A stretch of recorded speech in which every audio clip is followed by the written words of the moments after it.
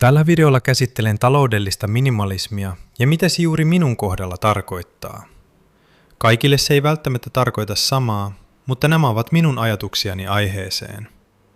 Taloudellinen minimalismi tarkoittaa minulle ennen kaikkea sitä, että yksinkertaistan elämääni ja talouttani, jotta minulla on enemmän aikaa ja rahaa niihin asioihin, jotka oikeasti merkitsevät. Se ei ole niukkuutta, eikä se ole luopumista kaikesta. Se on sitä, että karsin pois sen, mikä ei tuo arvoa, ja vahvistan sitä, mikä tuo. Minulle tämä näkyy konkreettisesti siinä, että haluan vähemmän tavaraa, vähemmän huollettavaa, vähemmän stressiä. Ja enemmän sijoituksia, enemmän turvaa, enemmän vapautta tehdä minulle tärkeitä asioita minulle tärkeiden ihmisten kanssa. Materia ei ole tuonut minulle onnea aiemminkaan, vaikka olen sitä joskus haalinut. En usko, että se toisi sitä jatkossakaan. Minulle paljon arvokkaampaa kuin uusi auto autotallissa on se, että minulla on sijoituksia, jotka kasvattavat varallisuuttani ja mahdollistavat esimerkiksi sapattivuoden töistä, jos niin haluan. Taloudellinen minimalismi on siis vähemmän kulutusta, enemmän vapautta. Mitä taloudellinen minimalismi tarkoittaa minulle käytännössä? Tässä 6 asiaa talouden näkökulmasta, mitä se minulle tarkoittaa, ja muutama bonuskohta, jotka sivuavat taloutta, mutta liittyvät myös tiiviisti ylipäänsä kaikkeen tekemiseeni talousasioiden lisäksi. Ensimmäinen asia. Selkeät tavoitteet. Taloudellinen minimalismi alkaa tavoitteista. Ilman tavoitteita talous on helposti vain reaktiivista. Rahaa tulee ja menee, mutta mikään ei oikeasti muutu. Minulle tämä tarkoittaa 2 asiaa. Selkeä budjetti, josta näen mihin rahani menevät. Kun näen kulutuksen mustaa valkoisella, voin varmistaa, että rahat menevät minulle tärkeisiin asioihin. 1-3 pidemmän aikavälin tavoitetta kerralla. Ne voivat liittyä sijoittamiseen, vararahaston rakentamiseen, taloudelliseen vapauteen tai vaikka siihen, että haluan joskus pitää sapattivuoden. Tavoitteet tuovat suunnan. Minimalismi tuo tilaa kulkea sitä kohti. Toinen asia. Tee taloudestasi yksinkertaista. Yksinkertainen talous on stressitön talous. Monella on useita pankkeja käytössä, monta korttia, tilejä, sijoitustilejä, palveluntarjoajia. Ja lopulta kukaan ei pysy kärryillä, missä rahat oikeasti ovat. Taloudellinen minimalismi tarkoittaa sitä, että karsit taloutesi rakenteen selkeäksi. 1 pankki ja 1 kortti riittäisi monelle. Itse en mene aivan näin pitkälle, koska haluan hyödyntää muutaman palveluntarjoajan hyviä puolia sijoittamisessa. Mutta käytännössä pärjään 1 pankilla, 1 kortilla ja 2 tai 3 sijoituspalvelun tarjoajalla. Kun talous on yksinkertainen, se on helppo hallita. Ja kun se on helppo hallita, se ei kuormita. 3. asia. Älä tee sijoittamisesta monimutkaista. Sijoittaminen on monelle pelottavaa, koska se tuntuu monimutkaiselta. Mutta todellisuudessa sijoittaminen voi olla äärimmäisen yksinkertaista. Sijoita vain siihen, mitä ymmärrät. Asunnot, bitcoin, osakkeet. Mikä sinulle on selkeää? Jos et ymmärrä sijoittamisesta mitään, aloita muutamalla indeksirahastolla ja tee säännöllistä kuukausisijoittamista. Se on erittäin tehokasta ja erittäin helppoa. Saat satoja yrityksiä salkkuusi, etkä mieti koska kannattaa sijoittaa, koska sijoitat jatkuvasti. Uskokaa pois. Puolisoni tekee tätä, vaikka ei aluksi tiennyt sijoittamisesta mitään, ja on nyt innostunut. Se kertoo siitä, että sijoittamisen ei tarvitse olla monimutkaista, jotta se toimii. 4. asia. Rakenna vararahasto. Vararahasto on taloudellisen minimalismin perusta.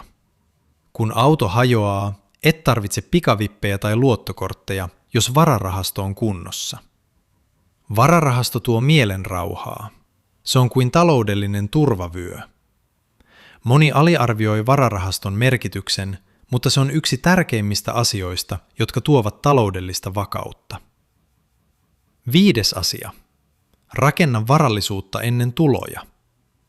Kun palkka tulee, Hanki ensin varallisuutta, joka tuo rahaa taskuusi. Sijoitusasunto, osakkeet, rahastot. Älä keskity vain varallisuuteen, joka vie rahaa taskustasi. Tämä on yksi taloudellisen minimalismin ydinajatuksista. Rakennetaan tulonlähteitä, ei kululähteitä. 6. asia. Vältä huonoa lainaa. Laina ei ole pahasta, mutta vain, jos se on hyvää lainaa. Hyvä laina. Pystyt sijoittamaan lainarahat tuottavasti, tuotto on korkeampi tai parhaillaan selkeästi korkeampi kuin maksamasi korko, ja erotus jää sinulle. Huono laina.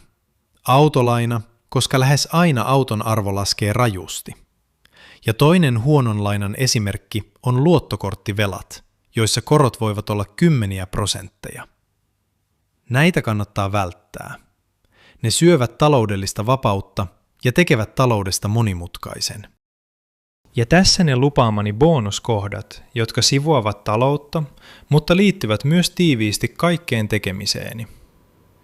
Ensimmäinen bonuskohta. Oppiminen on jatkuva prosessi. Oppiminen ei pääty kouluun, eikä se pääty todistukseen. Se on elinikäinen prosessi, joka mahdollistaa uusien mahdollisuuksien löytämisen. Erityisesti taloudessa, joka muuttuu jatkuvasti. Oppiminen ei kuitenkaan tarkoita sitä, että sinun pitäisi lukea 10 talouskirjaa kuukaudessa. Se tarkoittaa sitä, että pidät mielen avoimena, testaat pieniä muutoksia ja pysyt uteliaana. Oppiminen on kuin sijoittaminen. Pienet, jatkuvat panostukset tuottavat valtavasti pitkällä aikavälillä. Toinen bonuskohta. Keskity vahvuuksiisi. Moni haluaa parantaa heikkouksiaan, mutta minä näen asian toisin. Taloudellisen minimalismin ytimessä minun kohdalla on ajatus siitä, että kaikkea ei tarvitse tehdä itse. Kun keskityt vahvuuksiisi, sinusta tulee poikkeuksellisen hyvä jossain, ja se on asia, josta muut ovat valmiita maksamaan. Kaikki muu voidaan ulkoistaa. Kirjanpito, siivous, remontit, jopa osa sijoittamisesta. Ulkoistaminen ei ole kulua. Se on investointi siihen, että käytät aikasi asioihin, jotka tuottavat sinulle eniten arvoa. 3. bonuskohta. 80-20 sääntö. 80% tuloksista tulee 20% tekemisestä. Esimerkiksi asuntosijoittamisessa tämä tarkoittaa: analysoi tärkeimmät asiat sijoitusasunnon hankinnassa ja ylläpidossa. Ne tuottavat suurimman osan tuloksesta. Kuluttamisessa tämä tarkoittaa: 80% turhasta kulutuksesta tulee 20% tilanteista. Heräteostoksista, tunneshoppailusta, alennusmyynneistä. Ajankäytössä tämä tarkoittaa: 80% stressistä tulee 20% asioista. Liiallisesta tavarasta, monimutkaisesta taloudesta, epäselvistä tavoitteista. 80-20 sääntö vapauttaa sinut turhasta optimoinnista ja antaa luvan keskittyä siihen, mikä oikeasti vaikuttaa. Minimalismi ei ole luopumista. Se on valintaa. Minimalismi ei ole ei mitään. Se on enemmän sitä, mikä merkitsee. Kun karsit turhan, sinulle jää enemmän aikaa, enemmän rahaa, enemmän energiaa, enemmän selkeyttä, enemmän vapautta. Minimalismi ei ole rajoittamista. Se on vapauttamista. Taloudellinen minimalismi on mielen rauhaa. Kun talous on yksinkertainen, se ei kuormita. Kun kulutus on hallinnassa, se ei stressaa. Kun vararahasto on kunnossa, elämä ei kaadu yllättävään menoon. Kun sijoittaminen on selkeää, se ei vie energiaa. Taloudellinen minimalismi on lopulta mielen rauhaa. Se on tunne siitä, että elämä ei ole jatkuvaa selviytymistä, vaan hallittua, selkeää ja ennakoitavaa. Taloudellinen minimalismi on yksi parhaista tavoista rakentaa taloudellista vakautta ja vapautta, ilman että elämästä tarvitsee tehdä yhtään tylsempää. Jos nämä vinkit innostivat sinua taloutesi kehittämiseen, niin suosittelen myös katsomaan tämän videoni, missä kerron niistä keinoista, millä itse hallitsen talouttani mahdollisimman tehokkaasti.